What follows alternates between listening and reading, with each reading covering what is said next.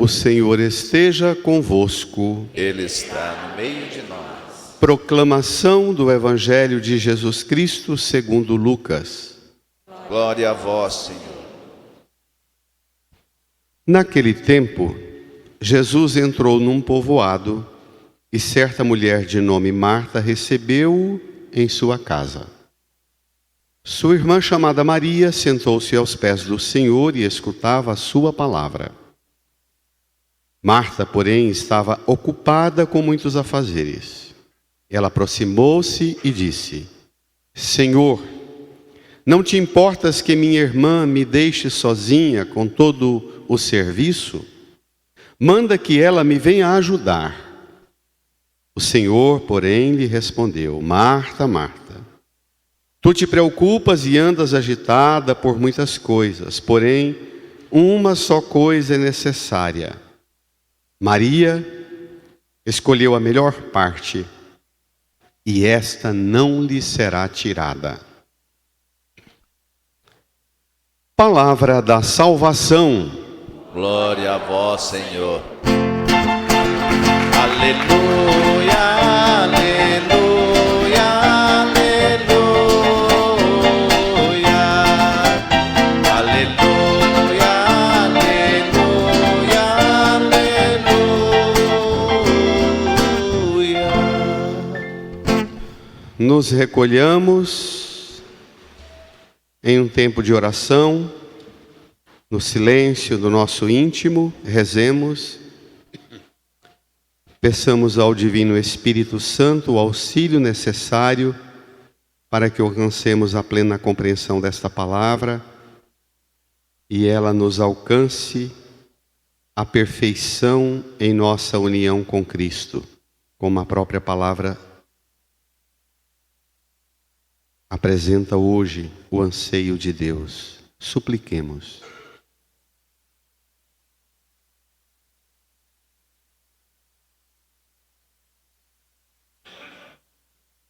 Amém. Queridas irmãs e irmãos, estamos caminhando com Jesus através do evangelista Lucas. Domingo passado, o Senhor fez uma severa avaliação da nossa prática religiosa, nas figuras do mestre da lei, do sacerdote e do levita, e o drama do homem tomado por assaltantes, machucado, ferido, quebrado e deixado quase morto. A parábola do bom samaritano.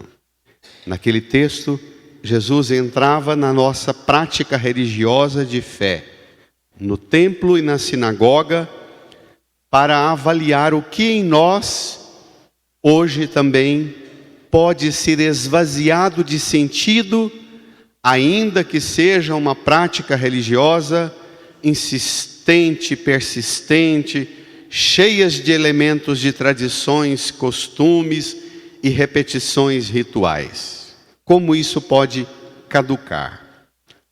Hoje o Senhor não se intimida e entra num território bem mais delicado. Ele entra em nossa casa para tratar do tema da fé e do modo como vivemos a dimensão da fé em nossa casa. Nós somos cada vez mais desafiados a ter uma prática religiosa que une a experiência aqui no templo, na igreja, a experiência dentro de casa, na família e na convivência com os nossos, para que assim sejamos instrumentos de Deus no mundo. E o Senhor não poupa esforços para nos ajudar nesse caminho. Vamos ao Evangelho, Lucas capítulo 10, versículo 38 a 42. No seu folheto é o número 11. Naquele tempo Jesus entrou num povoado e certa mulher de nome Marta, leamos, recebeu em sua casa. Pronto. Certo povoado, Jesus entra, indica o esforço pessoal dele, de caminho, de peregrinação, entra no povoado, vai até uma casa específica. Certa mulher de nome Marta recebeu-o em sua casa. Esta família nos é conhecida, são 3 irmãos, Marta, Maria e Lázaro.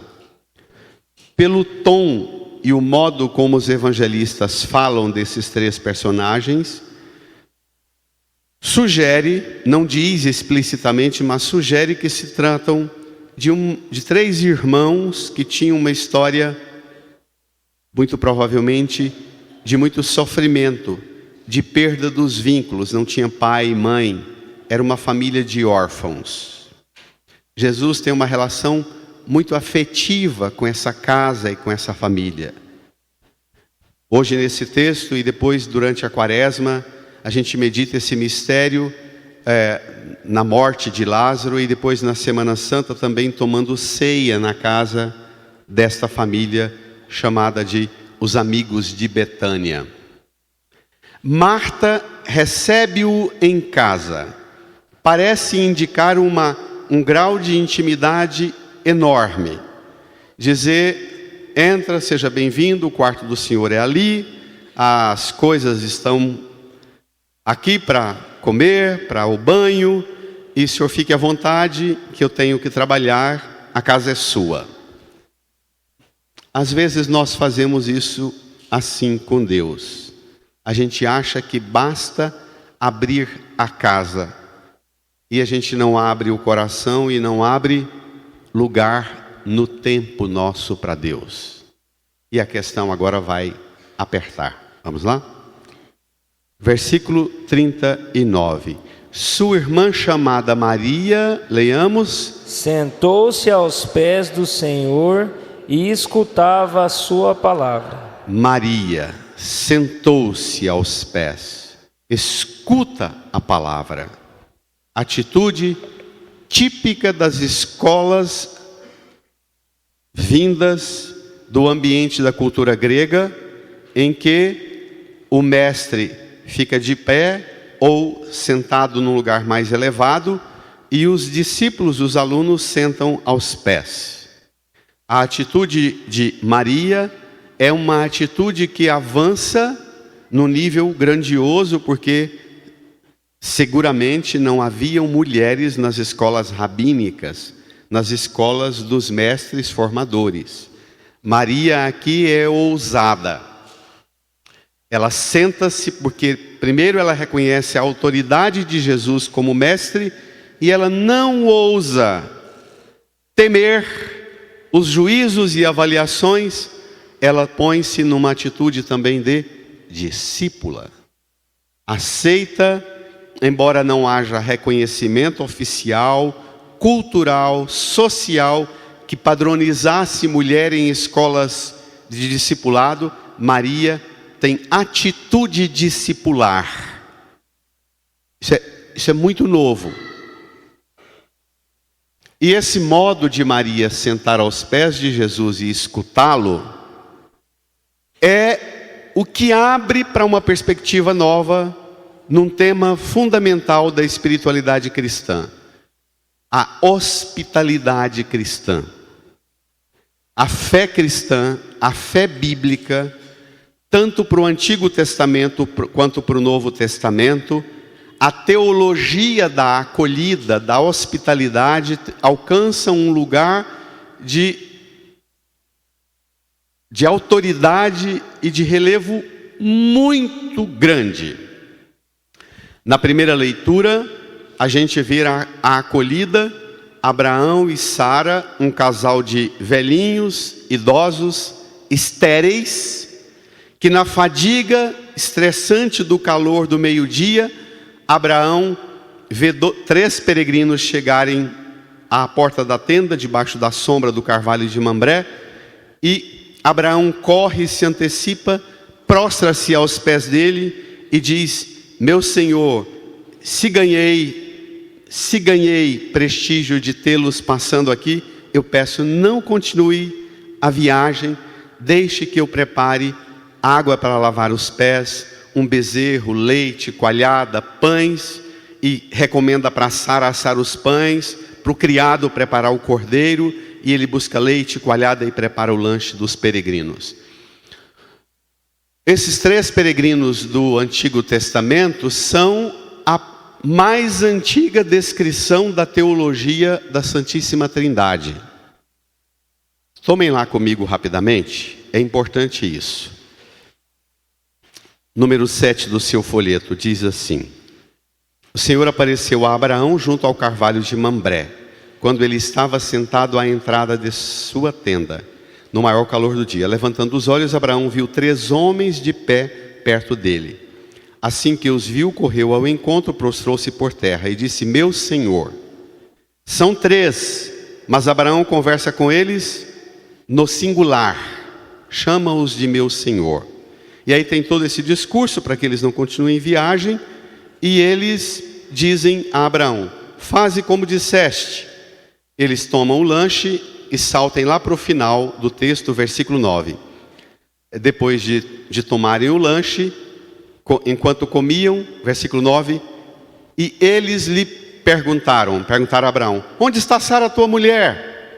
Ele responde: está na tenda. E um deles responde: voltarei sem falta no ano que vem por este tempo, e Sara, tua mulher, já terá um filho. A centralidade do tema da hospitalidade. Diz a teologia católica assim, que acolhendo 3 peregrinos, Abraão não sabia que recebia o próprio Deus. Se lembrem que aqui está toda a teologia do Éden, a teologia da criação, de Adão e Eva que conviviam com Deus e escutavam a voz de Deus, o barulho dos passos de Deus andando no jardim. A criação aqui tem um lugar, portanto, não distinto, o céu separado e esta realidade aqui. Mas a novidade é que Deus está no meio nosso, no modo de um peregrino. Isso desenvolve para nós a relevância do tema de 2 dimensões que estão profundamente em crise nos tempos de hoje. Nós, cada vez mais, vivemos numa sociedade que perde a capacidade de ocupar tempo e zelo com o acolher os outros. E uma outra arte, a arte de saber ser acolhido. Tem gente que não sabe acolher e tem gente que não sabe ser acolhido. Tem gente que tem pavor e acha que causar trabalho, perturbação para os outros é um incômodo que não se permite, porque acha um absurdo, porque ela mesma acha um absurdo ter que ocupar-se com os outros. Saber acolher e saber ser acolhido é a teologia do texto de hoje. E quando aprendemos a acolher, a abrirmos-nos para aquele que é acolhido, nós corremos o risco de receber em nossa casa, em nossa vida, o próprio Deus. Abraão recebeu a Trindade, as 3 pessoas, e aqui Marta e Maria recebem o próprio Deus. Jesus é, com o Pai e o Espírito Santo, Deus. Marta abre a casa, mas Maria abre o coração e abre espaço no tempo, abre espaço no ouvido, na inteligência, na escuta do Senhor. Irmã, qual é a qualidade da acolhida sua na sua casa? Como é que você acolhe e como é que você desenvolve a habilidade sua em saber-se ser acolhida, acolhido? 2 perguntas importantes. A sociedade do descartável. Eu vivo andando por aí, aqui no setor sul, que eu vivia há 40 anos atrás, e no setor marista, aquelas casas imponentes, majestosas, que tinham uma grandeza da arquitetura nova, do espaço, da largueza do espaço, das janelas, dos vidros, da transparência, da integração jardim-casa, e que aquelas casas eram todas marcadas por um estilo em que acolher era casa construída, pensada, arquitetonicamente idealizada para acolher a família, acolher amigos. Hoje a gente entra nessas torres, mesmo as de luxo, aqui no Marista. O metro quadrado mais caro do Brasil, entre os 5 metros quadrados mais caros do Brasil. Os apartamentinhos desse tamanho. É uma caixinha de fósforo para guardar gente apressada e estressada e não ter que ocupar ninguém com serviço de limpeza, de cama, banho e mesa. Não é?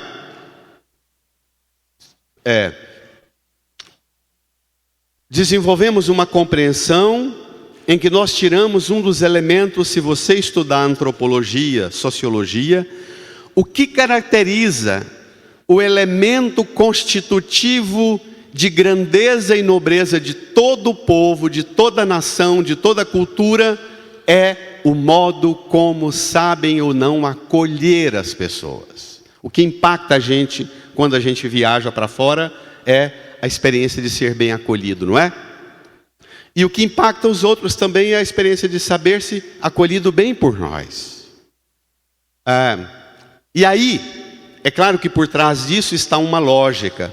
Ao invés de receber você na minha casa, vamos viajar juntos. A gente convive juntos, fica cada um no seu quarto de hotel, convive juntos, mas a casa da gente fica fechadinha, ninguém perturba, ninguém suja, ninguém incomoda, chega de viagem, está tudo no lugar. Só que a indústria do turismo, pela primeira vez na história também, está chegando à exaustão. Cada vez mais a gente vê movimentos de resistência à presença infame de turista que chega nos lugares como um predador. A única estupidez que carrega é de tirar fotos e não ter compostura. E quantos lugares na Europa, que a gente tem mais familiaridade, Espanha, Portugal, movimentos de resistência, essa cultura nova aí do Airbnb, do aluguel das casas e dos apartamentos, de movimentos mesmo das cidades de dizer, nós não queremos que ninguém mais abra e encerre os processos, não queremos gente de fora aqui, porque os de fora vêm com padrões de exigência, inflaciona todo o comércio e nós temos que pagar um preço alto para viver aqui, por causa daqueles que passam por aqui. Então, nós já estragamos a nossa casa, já fechamos a nossa casa e alcançamos a intolerância da convivência e agora estamos trancando o mundo. Estamos dizendo, não queremos turista predador aqui. Aqui no Brasil também, já certas regiões da costa nordestina dizem, nós não queremos mais empreendimentos de imóveis de especulação imobiliária, porque quem vive aqui não tem mais sossego. Que o turista e nós brasileiros não temos boa fama de sabermos nos bem acolhidos, porque a gente muitas vezes comporta como predador. Acolher e ser acolhido é uma arte. E a gente precisa de entender que isso não é uma sofisticação cultural da sociedade do mundo moderno, mas isso é uma arte da espiritualidade cristã. Está nas entranhas mais profundas da identidade do ser cristão, acolher e saber ser acolhido. Portanto, vamos para a nossa casa, que o enfrentamento agora vai ficar pesado. Vamos lá? Pega o texto. Feita essa introdução do tema do acolher e ser acolhido, entra o problema da convivência. Versículo 40. Marta, porém, estava ocupada com muitos afazeres. Ela aproximou-se e disse, leiamos juntos, Senhor, vai igreja. Não te importas que minha irmã me deixe sozinha com todo o serviço? Manda que ela me venha ajudar. Como é que você reza quando fala com Jesus? Você também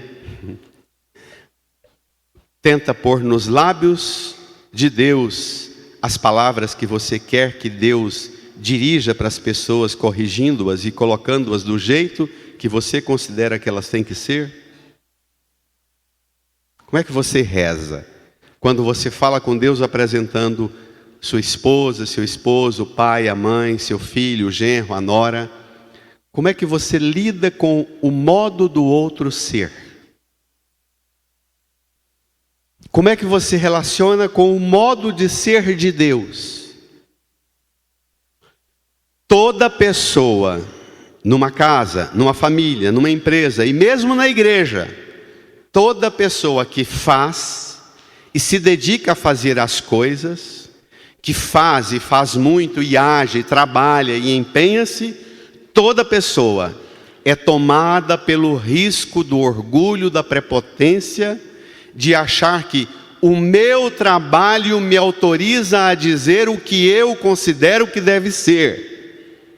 E a gente passa a fazer isso com as pessoas, com a irmã, Marta com Maria, com o próprio Deus, dizendo: se o Senhor não mandar eles, eu não vou fazer mais nada nessa casa, eu não vou fazer mais nada nessa igreja, mais nada nesse trabalho, porque não compensa. Isso existe? Você faz as coisas em vista do mérito, da honra, do reconhecimento, ou você faz porque fazer é dom de Deus para você, e você recebeu de Deus capacidade de fazê-lo, e você não seria a mesma criatura se você não colocasse esses dons para servir sua casa, sua família, seus amigos, a comunidade, o mundo.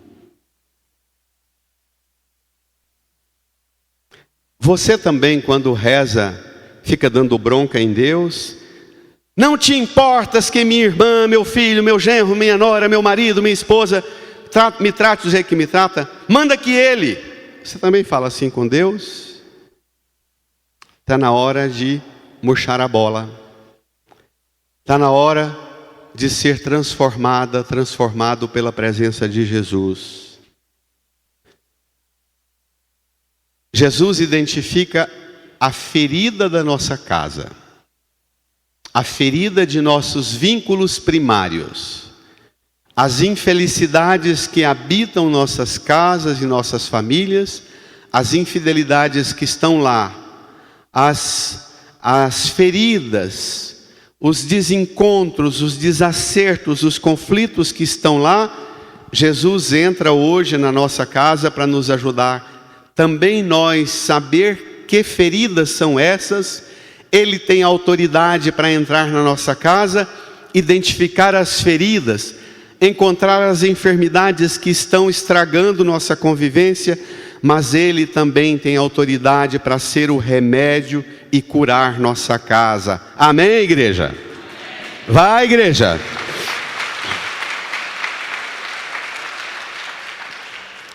Deixa Jesus apresentar para você o que está ferindo a convivência lá em casa. Deixa. Nós, homens, não temos boa educação para escuta, e da palavra menos ainda. Nós vivemos a sociedade do fazer e do ver. Olha o domínio da tela sobre nós. A nossa cultura e a nossa sociedade é a gente fazer as coisas e a gente ver coisas. Cada vez mais temos uma pobre qualidade de escuta. E é tão pobre que depois de um avanço tecnológico de altíssima envergadura, cada menina, cada menino levando o celular para a escola, a gente descobre que para salvar o futuro de um país, nós tínhamos que tirar das mãos dos meninos e meninas da sala de aula a ferramenta do celular, porque não deixa os meninos escutarem. Perdemos a capacidade de escuta e perdemos pela primeira vez. Isso é estudo dos mais altos centros de pesquisa de comportamento humano, no campo da psicologia, da sociologia, da antropologia. das relações humanas, mais altos centros de estudo do planeta levantam esse drama. Pela primeira vez, por causa da influência das telas, as novas gerações têm uma capacidade cognitiva menor do que as gerações mais velhas. Pela primeira vez na história, os mais jovens têm intuições criativas mais pobres do que os mais velhos, porque sempre foi assim. As novas gerações e os anseios e as perguntas que faziam e a convivência com os mais velhos e as inquietações e vontade de aprender mais e de ir à biblioteca e ler e ler e ler e aprofundar, tornava as novas gerações sempre mais com capacidade de inteligência mais elevada que os mais velhos. Pela primeira vez, os mais novos trazem qualidades cognitivas inferiores aos mais velhos. E não só, com um vocabulário 40% mais pobre. As novas gerações têm um domínio de um vocabulário restrito, não têm uma vasta compreensão da linguagem. Se você usar certas palavras, você tem que gastar tempo explicando a palavra que está usando, porque é um vocabulário pobre.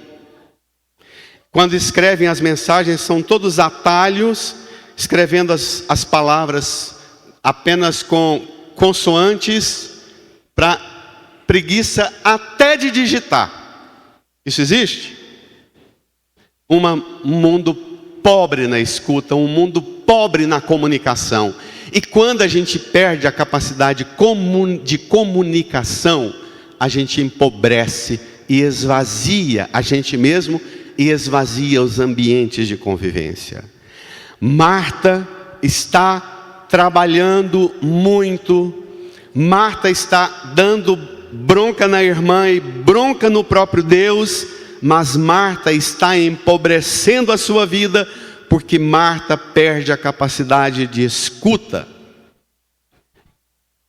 Depois dela dar uma bronca em Jesus e mandar em Jesus, manda que ela me venha ajudar, Jesus também entra na vida dela com a autoridade que só Ele tem. Vamos lá?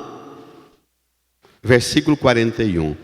O Senhor, porém, lhe respondeu, brada, Marta, Marta, tu te preocupas e andas agitada por muitas coisas.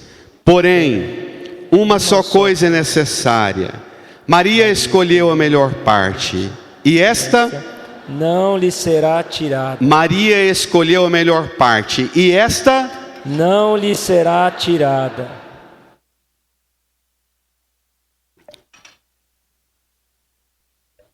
Se aquilo que para você é muito importante, é muito bom, vive sofrendo alterações e desgastes, se constantemente lhe tiram a paz, o sossego, é porque você não está sabendo escolher a melhor parte.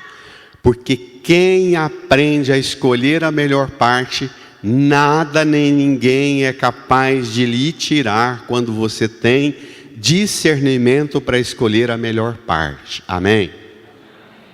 Se está tirando de você a melhor parte que você considera, é porque você não está escolhendo. Porque se você escolher como Maria escolheu, ninguém lhe tirará. O modo de Jesus falar com Marta é muito afetivo. Marta, Marta, tu te preocupas, é um modo afetivo. É só quem tem muita intimidade que diz, filho, filho, filha, filha. É um modo afetivo e muito próximo de invocar a autoridade afetiva sobre Marta. Marta, você trabalha muito, Marta, mas você tem duas feridas, Marta. Te preocupas e andas agitada por muitas coisas. Preocupa.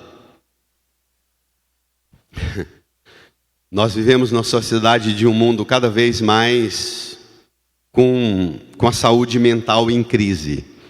As pessoas chegam em mim dizendo, olha, eu queria saber a orientação que o senhor me dá, porque eu tenho uma capacidade de prever as coisas, eu sinto as coisas e elas acontecem, e eu queria que o senhor me desse um conselho, porque está me acontecendo isso muito, mas lá em casa o povo não me escuta, e eu tenho medo, porque eu já previ que com meu marido, com meu filho, com a minha esposa vai acontecer tal coisa. Eu digo assim, você é tão ansiosa, tão ansioso, tão preocupado, que você pensa em todas as possibilidades, inclusive das coisas que acontecem e das coisas que não acontecem. Inclusive do que acontece e do que não acontece. Qualquer trem que acontece, você já pensou nele. Mas isso não significa poder sobrenatural. Isso significa que você perdeu a capacidade de fazer as coisas e entregar nas mãos de Deus, não preocupar e nem se agitar, mas terminar sua tarefa, como Paulo diz, o próprio Jesus diz, somos servos inúteis, fizemos o que devíamos fazer. Obrigado, Senhor, por ter feito o que eu fiz. Ainda que ninguém reconheça, que ninguém elogie, que ninguém aplauda, que ninguém dê valor. Obrigado, porque eu pude colaborar assim. Esse é o modo cristão de fazer. Irmã, quais são as preocupações e as agitações suas? Eu vou acrescentar uma terceira, tá? Preocupação, agitação e indiferença. Porque tem um monte de gente que já se preocupou tanto, já se agitou tanto em nossas famílias, que decepcionou com tudo e se tornou um poste lá dentro de casa, indiferente a tudo. Isso existe? Existe?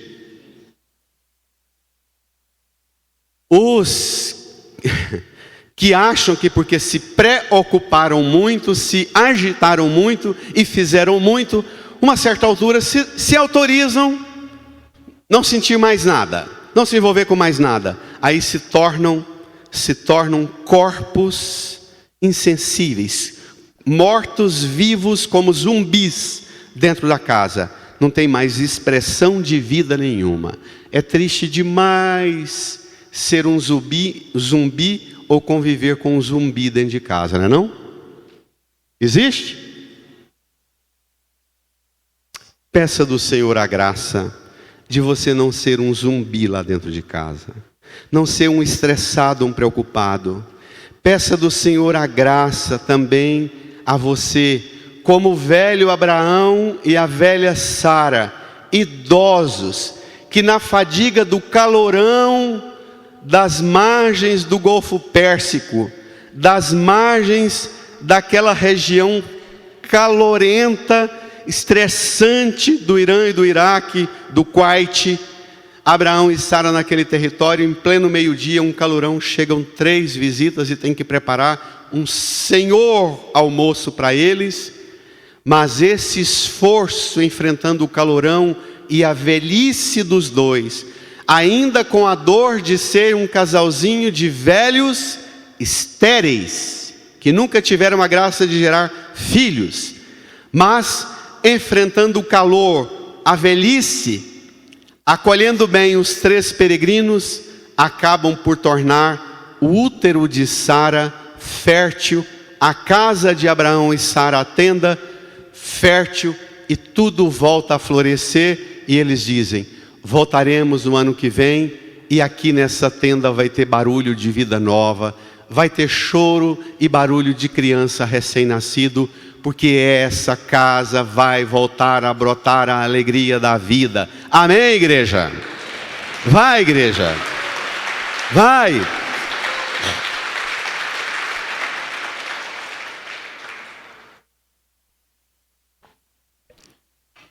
Nós vivemos numa sociedade de intolerância, de um grau de irritabilidade enorme. As confusões, a histeria das ideologias que vieram para dentro da religião e para dentro das famílias, fez a gente ficar intolerante com quem pensa diferente da gente, age diferente da gente, e a gente foi se fechando. A gente sai, às vezes nas casas das famílias ou mesmo nos restaurantes, sentados, cada um com seu celular, igual um bichinho mecânico mexendo assim. Ninguém se olha, ninguém convive, ninguém se trata, ninguém se cura, ninguém se cultiva mutuamente. Está um horror. E as casas cada vez mais fechadas, porque nós perdemos a capacidade. Se for para receber aquele tipo de gente, aqui em casa não recebo mais ninguém. Outros já falam assim: eu prefiro o desgaste de ter que receber gente que me dá trabalho, que é difícil conviver, certos parentes e parentes dos parentes, mas por causa das pessoas que eu amo e quero bem, eu prefiro que venha junto alguns com quem eu não tenho muita facilidade, mas eu não negocio perder a convivência com quem eu amo na minha casa. É uma outra escolha. Não é? Não é? É um outro modo de encarar.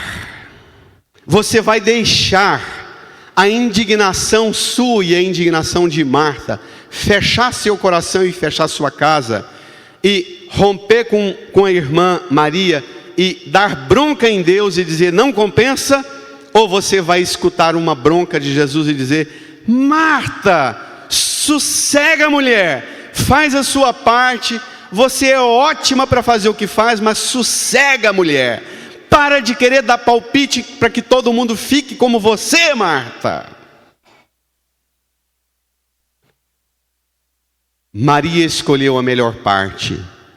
Hora outra, as pessoas aqui na paróquia vêm, me procuram e dizem assim: padre, a gente foi numa paróquia tal, lá é tão interessante, lá tem tantos grupos, tantas tarefas, tanta gente fazendo isso, fazendo aquilo, cesta básica, vendendo coisas, fazendo coisas e fazendo coisas e fazendo coisas. Lá parece que tem vida. Eu penso, tem agitação, mas não tem vida. E eu sempre pergunto: e lá tem gente sentado aos pés de Jesus escutando a palavra? Por que a palavra é a melhor parte? Porque a palavra, ela capacita e qualifica o agir. Não é porque hierarquicamente é desprezível o agir de Marta, não vale a pena, não presta, pode ser deixado, o mais importante é ouvir a palavra. Não podemos nunca dispensar o agir de Marta, mas nós temos que qualificar e capacitar o agir de Marta, o nosso agir. E é pela escuta da palavra. Escutar é um exercício difícil, pesado. Vocês estão aqui todos os domingos e me suportam, me aguentam falando.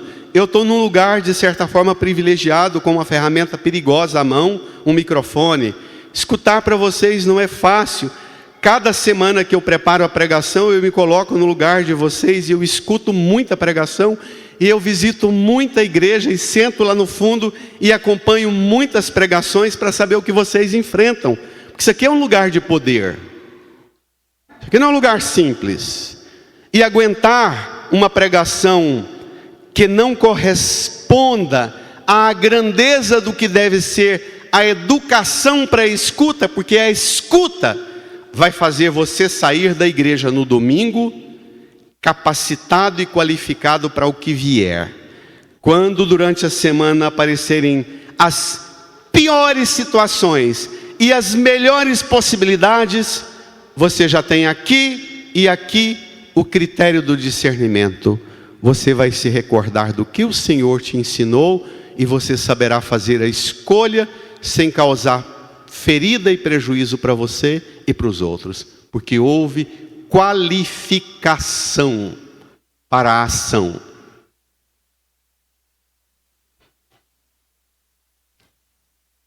Escutar é qualificar a ação.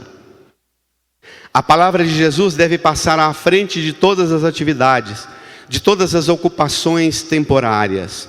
Aqui não é superioridade da oração, da escuta sobre a ação, mas aqui é o entrelaçamento rezar para que o agir seja conforme domingo que vem Jesus vai ensinar a oração do Pai Nosso. Rezar é levar lá para a lida da casa a liberdade e a autoridade de dizer para o Senhor, na minha casa, no meu trabalho e no mundo: venha a nós o vosso reino e seja feita a vontade do Senhor na terra e no céu. Que as coisas não fiquem no capricho de como o povo aqui em casa quer, que as coisas não fiquem no capricho de como eu quero, mas que as coisas fiquem na lindeza e na doçura do que o Senhor quer para todos nós. Amém? Amém?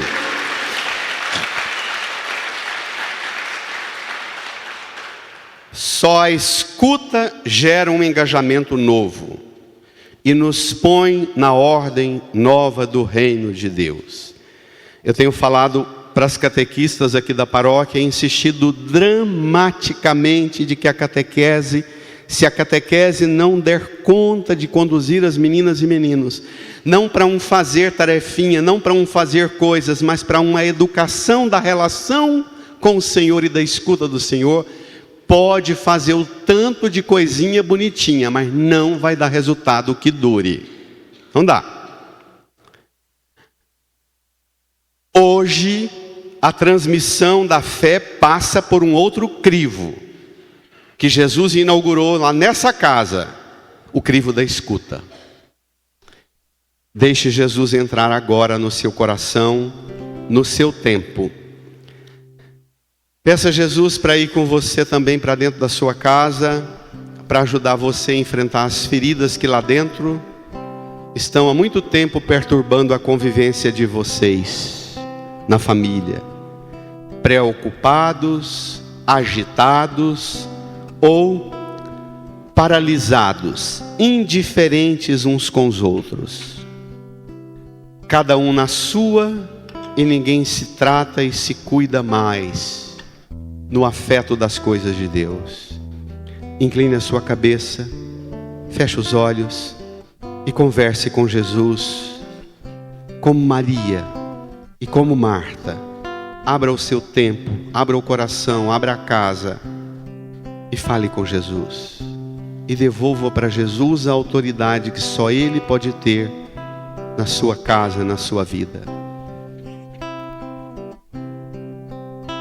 Conheço um coração tão manso, humilde e sereno, que louva ao Pai por revelar seu nome aos pequenos, que tem o dom de amar, que sabe perdoar, que deu a vida para nos salvar. Jesus, manda teu Espírito para transformar meu coração. Jesus, manda teu Espírito para transformar meu coração. Lava, purifica E restaura-me de novo. Vamos cantar? Serás o nosso Deus, e nós seremos o teu povo. Derrama sobre nós a água do amor, o Espírito de Deus, nosso Senhor. Vamos cantar, Jesus. Jesus,